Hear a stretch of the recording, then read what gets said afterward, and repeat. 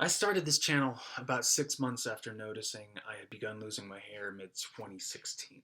Um, I spoken with my father about my fears, and he offered to buy me a subscription to REGENIX I very much appreciated. The subscriptions are expensive, certainly too expensive for me to even consider at the time. I know I've discussed the prices in earlier videos if you're new to this channel, um, but I can't remember exactly. I think it's about $1,000 for a 90-day supply. Um, my hope originally for starting this channel was to generate enough additional income to finance hair transplants to keep me working in my film career. Ironically, now that there's little hiding the fact that I am a bald guy, at least pretty bald. I still have my fuzz. Um, a hair transplant really doesn't even interest me so much anymore, as I have long given up on those dreams.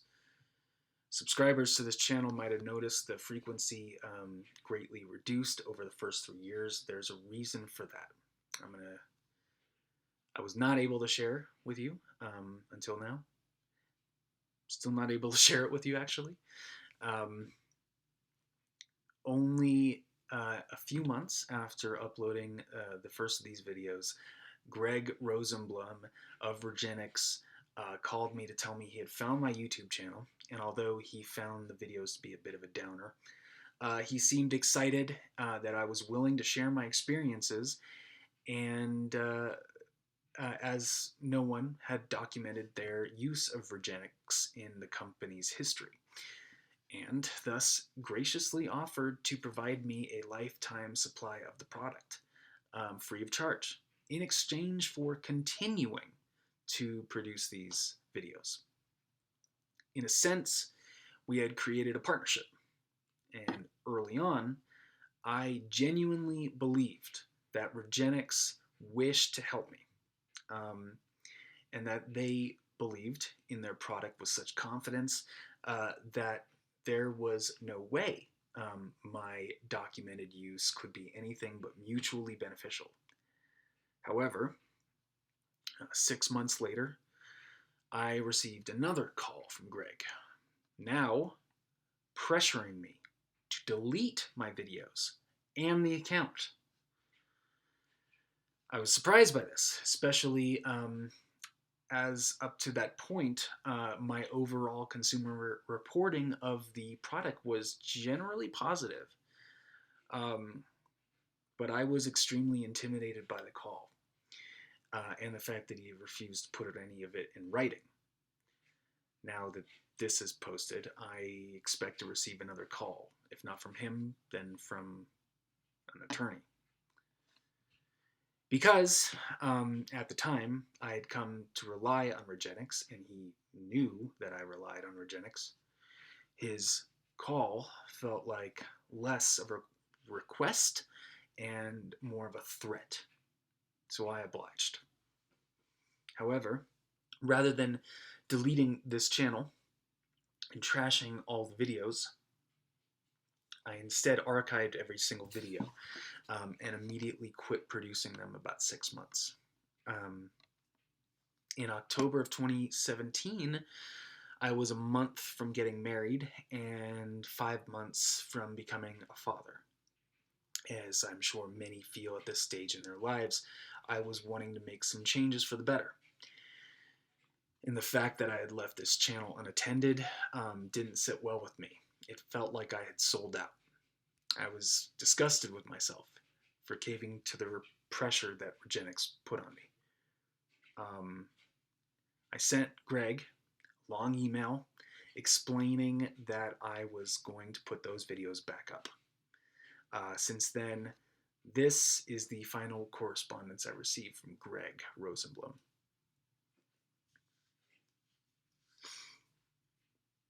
I still had bangs, and I was able to style my hair for my wedding, and in our wedding photos, you could barely tell. Face to face, however, my scalp was already visible.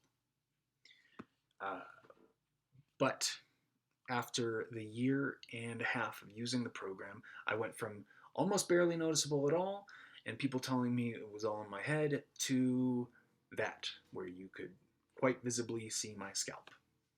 So yeah, since quitting, sure, I have lost a lot more. But the progression of the loss has slowed substantially since quitting. I continued using the shampoo. I requested refills a few times. I had so much supply that I still have this little bit left after like 4 years. This is the last of it. But yeah, it was a lot. During the start of COVID, I wrote Nazi in the office asking for a refill. Never heard back. I sent a follow-up email about a month ago asking for another refill. This time I attached Greg and told myself that if they didn't respond in a week, they weren't going to. So I should stop holding up my end of the partnership if they weren't holding up to theirs. More importantly, I could finally stop allowing myself to feel guilty about telling the truth. REGENIX doesn't work. As I've said in my videos before, even if it does make your individual hairs thicker, it won't matter, because over the period of use, you will lose so much density. Your thick hairs will just look like pubic hairs. So, it's snake oil. It's a placebo, giving you false hope, prolonging the inevitable. And the people who run REGENIX will go after you, as they did me, for putting their profits at risk. And seeing as I'm out, I still haven't decided which shampoos to switch to. If you have any suggestions, I'd appreciate it. Drop the comments. But the only reason I haven't switched already is because I had so much and it was free. I also use so little because I have so little hair. That's it.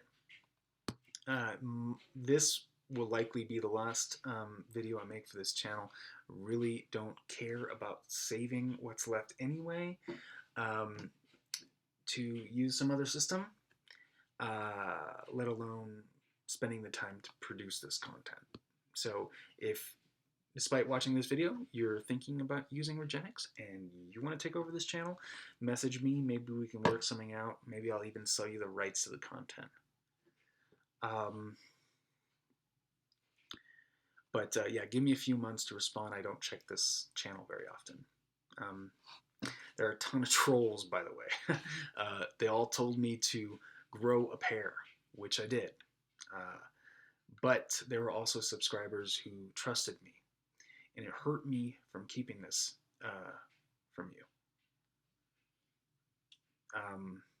I would have been honest if I didn't feel so threatened by REGENIX. Did they say, this is a bribe?